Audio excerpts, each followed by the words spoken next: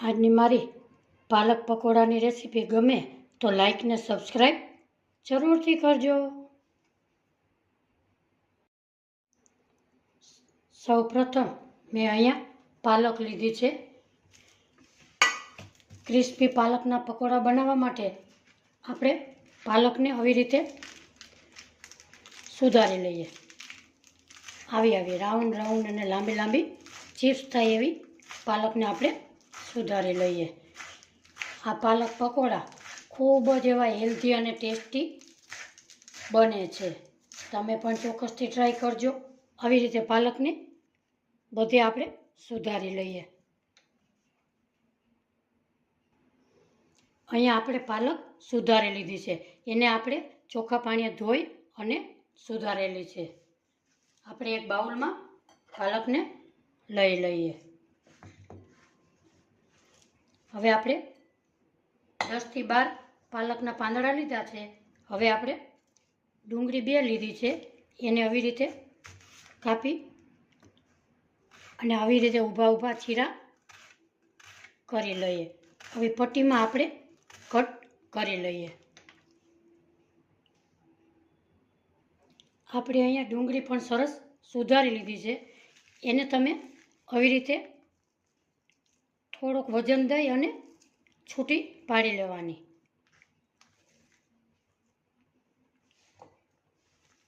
આવી રીતે આપણે બધી ડુંગળી એકદમ સરસ છૂટી પડી ગઈ છે। હવે આપણે બાઉલમાં નાખી દઈએ। હવે આપણે આમાં મસાલા કરી લઈએ। 1 કપ ચણાનો લોટ લીધો છે, એના અડધો ચોખાનો લોટ લીધો છે। સ્વાદ પ્રમાણે મીઠું ઉમેરીશું।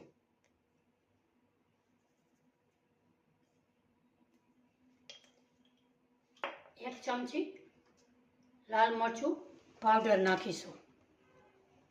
1 ચમચી ધાણા જીરું પાવડર, 1 ચમચી હળદર। આ પકોડા ખાવામાં ખૂબ જ સરસ ટેસ્ટી એવા લાગે છે। લીલું મરચું, એને મેં 1 વાટીને કટકા કરીને લીધું છે। આદું, લસણ, એને પણ ચોપ કરીને મેં લીધેલું છે। અહીંયા આપણે ધાણા લીધા છે, એને અધકચરા વાટવાના છે, તો મેં અહીંયા અધકચરા વાટી લીધેલા છે। 1 ચમચી વરિયાળી, 2 ચમચી તલ, 1 ચમચી અજમો, 1 ચમચી ચીલી ફ્લેક્સ। તમારે નાખવું હોય તો નાખી શકાય, નકર સ્કીપ કરી શકો છો। આમચૂર પાવડર। હવે એને બધાને આપણે મિક્સ કરી લઈએ।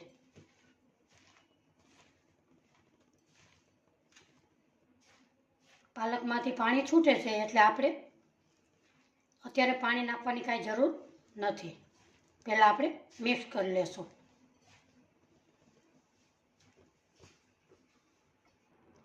અહીંયા આપણે બધું મિક્સ થઈ ગયું છે। હવે આપણે થોડું પાણી નાખતા જઈશું અને આપણે ભજીયાનું બેટર પડે બનાવશું એવી આપણે પાણી નાખીને બેટર બનાવીશું। એકદમ ઢીલુંય નહીં અને કઠણેય નહીં।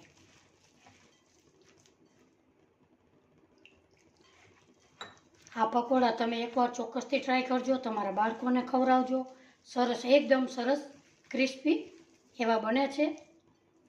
આવી રીતે આપણે એનું બેટર રાખીશું। હવે આપણે તેલ ગરમ કરવા મૂકી દઈએ। આપણું તેલ એકદમ સરસ ગરમ થઈ ગયું છે। ફાસ્ટ ગેસ જ આપણે તળીશું। આવી રીતે આપણે મૂકતા જવાના છે।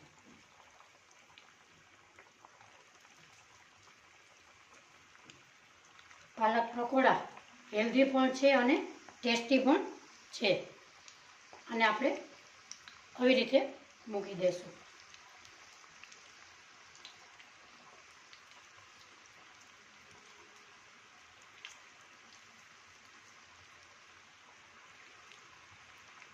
2 મિનિટ એમને રહેવા દેશું. 2 મિનિટ થઈ જાય એટલે ગેસને આપણે ધીમો કરીશું અને પકોડાને આવી રીતે નીચેથી થોડા થોડા હલાવીશું એટલે ઉપર તરી જશે. આ પકોડા ખાવાની ખૂબ જ સરસ મજા આવે છે. એને આપણે ક્રિસ્પી તરી લઈએ. આપણા પકોડા એકદમ ક્રિસ્પી એવા થઈ ગયા છે. હવે આપણે એને એક પ્લેટમાં કાઢી લઈએ. આ પકોડા તમે એકવાર બનાવશો તો તમે ભજીયા બધાય પકોડા તમે ભૂલી જશો. આ ખૂબ જ એવા ટેસ્ટી બને છે. હવે આપણે બીજા પણ તેલમાં ઉમેરી દઈએ. તેલ ફાસ્ટ રાખશું અને તળી લઈએ. આવી રીતે બધા પકોડા તેલમાં સમાય એટલે આપણે નાખી દઈએ.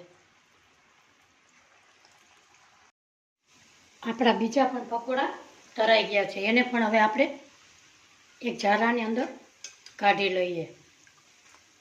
આપણે સર્વ કરી લઈએ.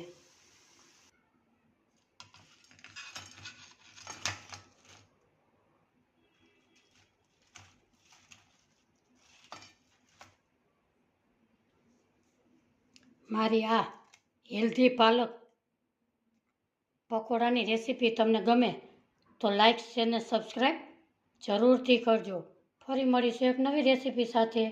ત્યાં સુધી બધાને મારા જય શ્રી કૃષ્ણ.